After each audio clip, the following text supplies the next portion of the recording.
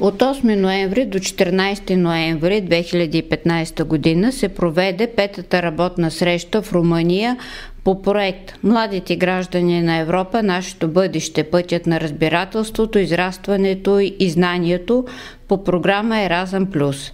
Срещата премина под мотото "Европейските ценности". В град Крайова посетихме училище Марин Сореско, в което учат ученици с подчертан интерес към музиката и изобразителното изкуство.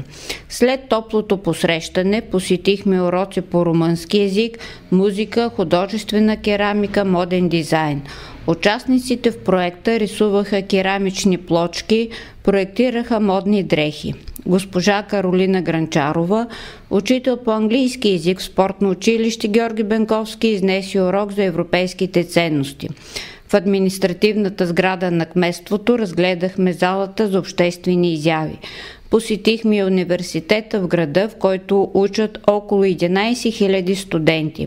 В екокомплекс участниците от проекта правиха керамични съдове с гранчарски колелета, стреляха с лъкове и се спускаха по въжета. В два парка, които се намират в центъра на града, се насладихме на прекрасни есенни гледки. Посетихме художествената галерия, историческия музей и църкви, които са архитектурни ценности. Последната вечер учениците от всички държави заедно пяха, танцуваха и се веселиха. След трогателното сбогуване с приемните семейства отпътувахме за България. През пролетта ни предстои среща в Полша.